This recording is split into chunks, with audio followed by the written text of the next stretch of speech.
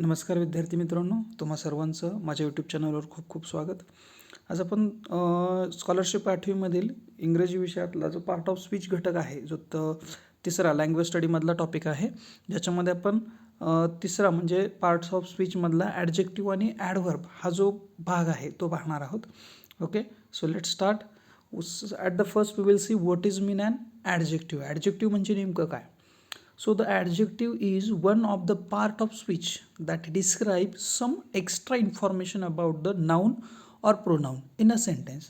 Okay, means if you have given a sentence and there is a word which gives more information or which describe the noun, that is called adjective. Okay, suppose आपण आता याच्यातला एक शब्द घेऊयात आपण big. The elephant is a big animal. The elephant is a big animal. आता बघा या ठिकाणी हा जो एलिफंट जो शब्द आहे आपल्या वाक्यातला, तर त्या एलिफंट शब्दाला डिस्क्राईब करणारा शब्द कोणता आहे? Big. Okay, I have a small room. रूमला डिस्क्राईब करणारा कोणता शब्द आहे? ओके, म्हणजे या ठिकाणी नाऊन वाक्यातलं किंवा प्रोनाऊन याला जो पण डिस्क्राईब करतो त्या शब्दाला आपण काय म्हणायचं आहे? ॲडजेक्टिव्ह. मग ते साईजनुसार, काही टेक्स्चरनुसार, काही शेपनुसार, काही feeling. Okay, this is not failing, this is feeling. Okay, तर काही फिलिंग्स असतील किंवा काही टाईम, म्हणजे अशाशी रिलेटेड ज्या गोष्टी आहेत तर त्या गोष्टी तुम्हाला याच्यामध्ये सगळ्या दिसतील. ठीक आहे. Now come to the next. The exercise or the sample questions from adjectives. Select the adjective from the given alternatives. तुम्हाला पर्याय दिलेत आणि त्या पर्यायातून तुम्हाला काय करायचं आहे? जे तुमचं करेक्ट ॲडजेक्टिव्ह आहे ते तुम्हाला शोधायचे. Okay, the first is dangerously. Okay, हे एल-वाय जे असतं ते शक्यतो हे काय असतात? ॲडव्हर्ब असतात, म्हणजे हे चालणार नाही. डेंजर हे नाऊन आहे. ओके, डेंजर हे कसं आहे? नाऊन आहे. मग तुम्हाला राहतो डेंजरस आणि डेंजरफुल. आता डेंजरफुल तर चुकीचा शब्द आहे, म्हणजे राहतो कुठला? Dangerous. So dangerous is the correct option. Now come to the second question. Choose two correct adjectives from the given alternatives. तुम्हाला जे ऑप्शन्स दिले त्याच्यातले दोन तुम्हाला जे बरोबर आहेत असे ॲडजेक्टिव्ह निवडायचे. आता शेप म्हणजे काय? आकार, हे नाऊन झालं. ओके, ब्युटी हे सुद्धा नाऊन झालं. मग तुम्हाला राहतो प्रश्न एक्सपेन्सिव्ह. म्हणजे एक्सपेन्सिव्ह म्हणजे कसं? महागडा. कसे या शब्दाचं उत्तर नेहमी काय असतं? ॲडजेक्टिव्ह असतं. ओके, त्याच्यानंतर युनिक. युनिक म्हणजे काय? जो जगात एकमेव आहे किंवा एकमेव अद्वितीय असं आपण ज्याला म्हणतो. ओके, तसाच तोच अशा पद्धतीचा. ठीक आहे. So 2 and 4 those are the correct options. Come at question 3. How many adjectives are there in the following sentence. वाक्यात किती ॲडजेक्टिव्ज आहेत ते तुम्हाला शोधायचे. So the first we will read the sentence. You have to face chilling cold, biting winds and deadly snowstorms as you climb the Everest. Okay, आता बघा याच्यात तुम्हाला माहिती देणारे शब्द कोणते ते आपल्याला पाहायचे. तर पहिल्यांदा आपण बघूयात की पहिला जो शब्द आहे कसली थंडी? चिलिंग थंडी, म्हणजे चिलिंग कोल्ड. ओके, म्हणजे हा डिस्क्राईब करतो त्या कोल्डला. नंतर विंड याला डिस्क्राईब करणारा कुठला आहे? बेटिंग. ओके, आणि तिसरा जो आहे बघा डेडली. कसले स्नोटॉर्म्स आहेत? तर ते आहेत डेडली. मीन्स ऑप्शन 1, 2, 3 बघा, ज्याच्यात 3 आहेत तो असणारे ऑप्शन सेकंड तुमचा. ठीक आहे, म्हणजे या ठिकाणी 3 तुम्हाला ॲडजेक्टिव्स तुम्हाला दिसतील. Now come to the next. Choose the comparative degree of few. आता बघा हे जे ॲडजेक्टिव्ज असतात ना त्याची 3 रूपं असतात. ओके, पहिला जो असतो तो पॉझिटिव्ह फॉर्म असतो डिग्रीचा, दुसरा जो असतो तो कंपॅरेटिव्ह फॉर्म असतो, आणि तिसरा जो असतो तो सुपरलेटिव्ह फॉर्म असतो. अशा 3 फॉर्ममध्ये डिग्री असते. ओके, समजा फ्यू हा शब्द आहे तर फ्यूचं फ्युअर आणि फ्युवेस्ट असे त्याचे शब्द होतात. ठीक आहे, म्हणजे एकंदरीत आपल्या लक्षात येईल समजा की हा फ्युवेस्ट असा शब्द तयार होतो. EST इथं लागतं या ठिकाणी ER, आणि हा आपला ओरिजिनल वर्ड जो आपण ॲडजेक्टिव्ह म्हणून यूज करतो. ठीक आहे, तर ह्याचे 3 फॉर्म. मग इथं काय होतं? फ्यू, फ्युअर आणि फ्युवेस्ट. मग फ्युअर हा जो झाला तो कंपॅरेटिव्ह फॉर्म झाला, आणि जो फ्युवेस्ट आहे तो काय झाला? सुपरलेटिव्ह फॉर्म झाला. ठीक आहे, सो अशा पद्धतीने तुम्हाला त्याचे फॉर्म्स आहेत. ठीक आहे, प्रत्येक ॲडजेक्टिव्हचे असे फॉर्म तयार होतात. तर याचं उत्तर काय असायला पाहिजे? पहिला आहे फ्युअर, आणि तिसरा आहे एकच. आपल्याला फक्त काय कुठला शोधायचा? तुम्हाला कंपॅरेटिव्ह शोधायचा, म्हणून काय येणार आहे त्याचं? फ्युअर. आणि जर सुपरलेटिव्ह सांगितलं असतं तर फ्युवेस्ट हा सुद्धा आला असता. ठीक आहे, now come to the next questions for practice. How many adjectives are there in the following sentence. खालच्या वाक्यामध्ये किती ॲडजेक्टिव्स तुम्हाला दिसतात. पहा, round pearls are more expensive than those which have an irregular shape. Round pearls जे असतात ते जास्त एक्सपेन्सिव्ह असतात, महागडे असतात. कशापेक्षा? इरेग्युलर शेपपेक्षा. म्हणजे बघा, कसे? पहिल्यांदा राऊंड. कसे असतात? एक्सपेन्सिव्ह. कशापेक्षा? इरेग्युलरपेक्षा. म्हणजे बघा, कशा या शब्दाचं उत्तर नेहमी काय असतं? ॲडजेक्टिव्ह. किती झाले मग? 3. So correct answer is 3. Okay, अशा पद्धतीने तुम्हाला ते शोधायचे. खूप सोपं आहे, अवघडाचं काही नाही. Now come to the next. Choose the correct alternatives to complete the sentence. My dad's brother always takes me for swimming.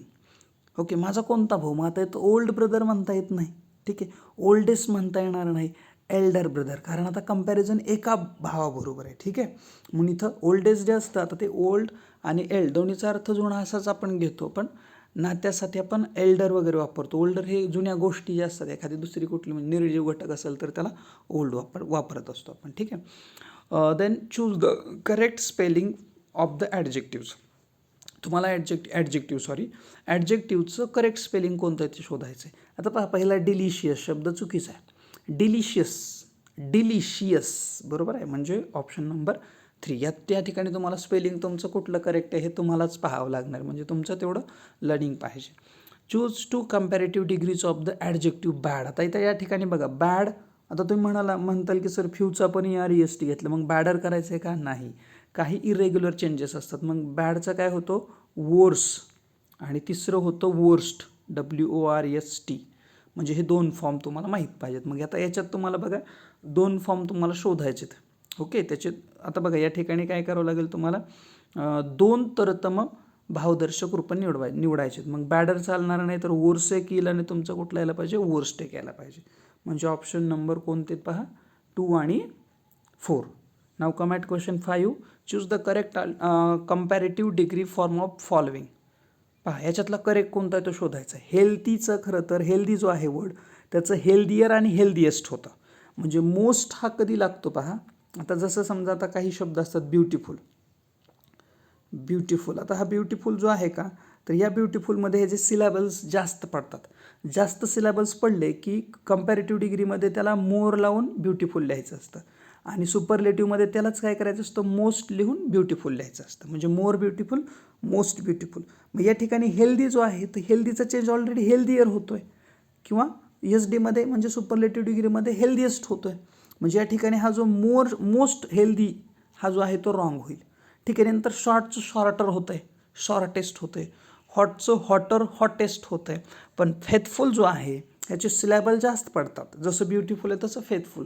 ॲट्रॅक्टिव्हचं more attractive, most attractive. Similarly फेथफुलचं more faithful, most faithful. म्हणजे या ठिकाणी हा ऑप्शन तुमचा correct असेल, ठीक आहे. Now come to the next question number 6. Find the odd man out. Mainly, wisely, deadly, quickly हा शब्द आपण आत्तापर्यंत तरी नाही पाहिलेला, ठीक आहे. म्हणजे तो याच्यात येणार नाही ॲडजेक्टिव्हजमध्ये, ठीक आहे. So now come at question 7. Pick out an adjective from the following sentence. Doctor Abdul Kalam was a first child from Rameswaram to fly. आता याच्यातलं तुम्हाला ॲडजेक्टिव्ह कोणतं आहे? चाइल्ड हे नाऊन आहे, रामेश्वरम हे सुद्धा नाऊन आहे. का? कारण एका सिटीचं नाव आहे ते, ठीक आहे. नाऊन म्हणजे काय? The name of any place, person, quality. Okay, ह्याला आपण नाऊन म्हणतो. फ्लाय म्हणजे काय? उडणे, हे वर्ब आहे. म्हणजे या ठिकाणी राहतं फर्स्ट. कसा? कितवा? पहिला. म्हणून त्या ठिकाणी फर्स्ट हा करेक्ट ऑप्शन असेल. Next question number 8. Where will you put the adjective eligible. Eligible म्हणजे काय? पात्र. हे कुठं टाकाल तुम्ही वाक्यामध्ये? I don't think I am for the post. I am for the post हे कसं वाटतं वाक्य? आय एम फॉर काय? आय एम काय? ओके, म्हणजे काय? आय एम इलिजिबल फॉर असं पाहिजे होतं. म्हणजे कुठे यायला पाहिजे तुमचं जे इलिजिबल जे वापरायचं तुम्हाला कुठे घ्यावं लागेल? ॲमच्या नंतर फॉरच्या आधी.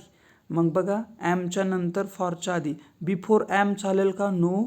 फॉरच्या आधी यस. म्हणजे ऑप्शन नंबर 3 या ठिकाणचं तुमचं करेक्ट आन्सर असेल, ठीक आहे. Come to the next question. Identify the adjectives from the given word. Choose the 2 correct alternatives. तुम्हाला 2 पर्याय शोधायचे. स्मॉल, बाय, होपफुल आणि कुक.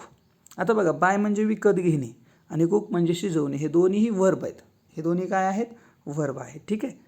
म्हणजे याचा अर्थ काय राहिले उत्तर तुमचे? स्मॉल आणि hopeful. Okay, those are the adjectives. Now come to the next adverbs. आता ॲडव्हर्ब्स कशाला म्हटलं आहे बघा.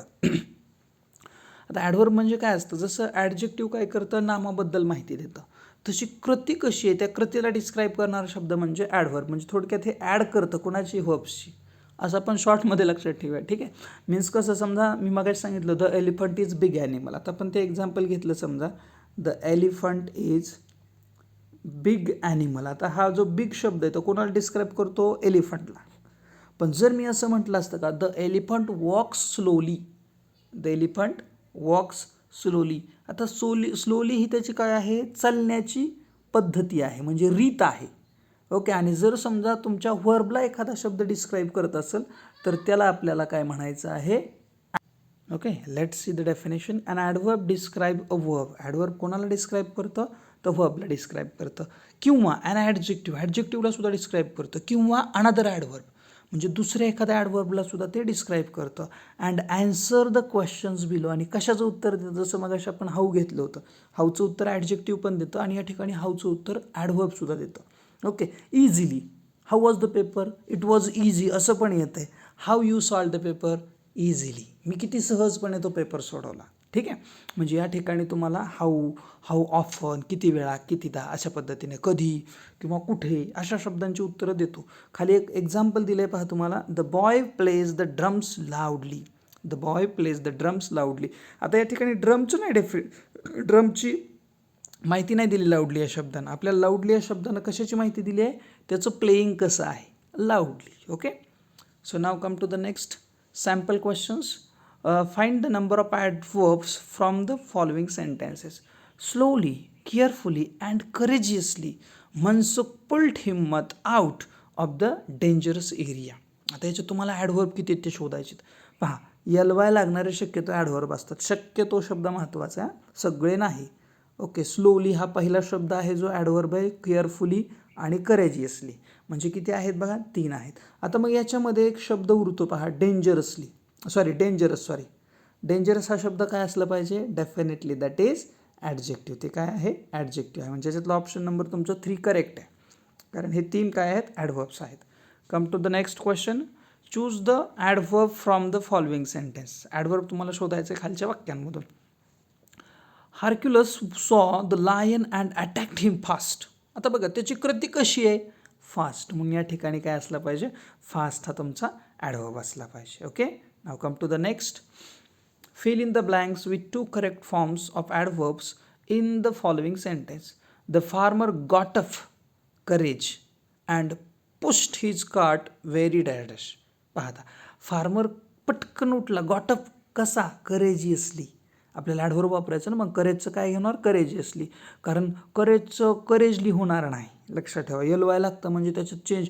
एलवाय कधी लागतं, जशाच तसं नाही, त्याचं ॲडव्हर्ब होऊन, ॲडजेक्टिव्ह होऊन त्याला एलवाय लागत असतो. ठीक आहे, आणि नंतर शेवटचं आहे फास्ट. कारण आत्ताच आपण सांगितलं की फास्ट हा असा शब्द आहे की ज्याला एलवाय लागत नाही. आता मी सांगितलं मग असे की एलवाय असले की त्याला ॲडव्हर्ब म्हणायचं, पण काही एक्सेप्शन्स आहेत, अपवाद आपण ज्याला म्हणतो. ठीक आहे, so correct answers are 1 and 4. Next, where will you put the adverb suddenly in the following sentence. तुम्हाला खाली एक वाक्य दिले, जसं आपल्याला याच्या आधीच्या एक्सरसाइजमध्ये होता, एक शब्द कुठंतरी टाकायचा होता आपल्याला मध्येच. ठीक आहे, मग अशा आपण ॲमच्या नंतर तो शब्द टाकलेला, तर त्या पद्धतीनं तुम्हाला इथं आता ॲडव्हर्ब टाकायचं आहे. ठीक आहे, जसं मग अशा ॲडजेक्टिव्ह टाकलं, मला वाटतं ॲम इलिजिबल फॉर काहीतरी होतं वाक्य, इलिजिबल शब्द टाकायचा होता, तसं आपल्याला इथं सडनली टाकायचं आहे. ठीक आहे, so mullah's wife was taken ill late at night. आता बघा, मगाशी सुद्धा आपण कुठं आय ॲमच्या नंतर इलिजिबल वापरलं होतं. ठीक आहे, इथं सुद्धा बघा, मुल्लाज वाईफ वॉज सडनली टेकन इल, म्हणजे या ठिकाणी तुम्हाला वॉजच्या नंतर, व्हर्बच्या नंतर, हेल्पिंग व्हर्ब जे आहे त्याच्यानंतर तुम्हाला टाकायचं. म्हणून इथं काय यायला पाहिजे उत्तर, after helping verb that is was. Come to the next. Find the adverb from the following sentence. But surprisingly the elderly porter recognise the brave king immediately. आता या ठिकाणी बघा, एल्डरली हा शब्द चुकीचा आहे. ओके, एल्डर पॉटर पाहिजे होता. ठीक आहे, किंवा ठीक आहे त्यांना वापरला आहे, पण आपल्याला काय काय पाहायचं, योग्य ॲडव्हर्ब कोणते, तर एक आहे सरप्रायझिंगली आणि दुसरं आहे इमिजिएटली. म्हणजे ऑप्शन बघा, सरप्रायझिंगली आणि इमिजिएटली कुठं आहे का, यस सरप्रायझिंगली आणि immediately. Question option number 3. Now come to the next question. Questions for practice. Which of the following words is an adverb. खालीलपैकी कोणतं ॲडवर्ब आहे. आता बघा अँग्री हे तर काही नाही चालणार, कारण ते अँग्री हे कसं आहे ॲडजेक्टिव्ह आहे ना. नंतर अँगरमेंट नाही आहे, अँगर नाही आहे. ठीक आहे, म्हणजे हे अँगर हे नाऊन आहे. मग अँग्रीली LY. ओके, पुन्हा तोच रूल येतो आहे. Then question number 2. Which of the following is not an adverb. Adverb नसणारा शब्द. पहा या ठिकाणी नाईसली ॲडवर्ब आहे, केअरफुली ॲडवर्ब आहे, स्लोली कसा स्लोली, पण लवली हा जो शब्द आहे तो ॲडवर्ब असणार नाही. ओके, म्हणून या ठिकाणी ऑप्शन नंबर 2. नेक्स्ट आहे question 3. Choose the pair which is not correct. Choose correct alternative. तुम्हाला करेक्ट अल्टरनेटिव्ह काय येतो ते पाहायचं आहे. फास्टचं फास्टली होत नाही, आत्ताच आपण पाहिलं.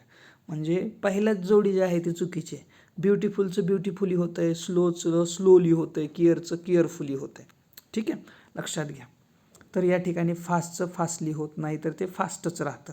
म्हणून या ठिकाणी ऑप्शन जो पहिला आहे, पहिला ऑप्शन जो 4 म्हणतं आहे, पेअर आपल्याला पाहिजे 1 नंबरची, म्हणून काय यायला पाहिजे तो याचं उत्तर 4. Now come to the next. Complete the following sentence with correct adverb. We must always speak. आपण नेहमी कसं बोललं पाहिजे. ट्रुथ तर बोललं पाहिजे, पण आपल्याला ॲडव्हर्ब वापरायचं, आपल्याला नाऊन नाही वापरायचं. ठीक आहे, we must always speak truth हे वाक्य बरोबर आहे, no doubt, but we have to use an adverb, not noun. Noun वापरायचं नाही. म्हणून या ठिकाणी ट्रुथ ऑप्शन बरोबर बसणार नाही. लाऊडली मोठ्यानं बोललं पाहिजे, नो. रफली, no. So softly is the last option which is correct option, right. Then choose the correct adverbs from the sentence. दिलेल्या वाक्यातून योग्य ॲडव्हर्ब निवडा. तुम्हाला 2 निवडायचे. ठीक आहे. The race began soon and the hare ran fast. Soon कधी, where, आणि फास्ट हाऊ. म्हणजे या ठिकाणी सून हा एक तुमचा ॲडव्हर्ब आहे आणि फास्ट हा सुद्धा एक दुसरा ॲडव्हर्ब आहे. मीन्स सून अँड फास्ट हे 2 ऑप्शन, म्हणजे ऑप्शन नंबर 2 आणि ऑप्शन नंबर 3 हे तुमचे काय असतील, करेक्ट ऑप्शन असतील. Question 6. How many adverbs are there in the sentence given below. खाली दिलेल्या सेंटेन्समध्ये किती ॲडव्हर्ब आहेत. The expression to live or not to live. Really LY. Okay, या ठिकाणी रिअली हा एक सापडला. implies that both opinions are equally bad. How many? 2 adverbs are there. ठीक आहे. Now come to the next. Choose the incorrect pair. तुम्हाला चुकीची जोडी शोधायची. फाईनचं फाईनली होतं, गुडचं वेल होतं. ओके, गुडचं वेल. पुढचं दिलं आहे इनफली. ओके, आणि पुढचं तुम्हाला दिलं आहे क्वाईटचं क्वाईटली. ठीक आहे, असे 4 ऑप्शन्स तुम्हाला दिलेले आहेत. आता याच्यात इनफ जो शब्द आहे, तो इनफ म्हणजे पुरेसा, तोच ॲज इट इज पाहिजे होतं, पण इनफली केलं आहे, म्हणून तो ऑप्शन जो आहे ना इनफली, तो तुमचा काय असेल, रॉंग असेल. ठीक आहे. Now come to the next and it is last question of this exercise. In which of the following sentence is word near used as an adverb.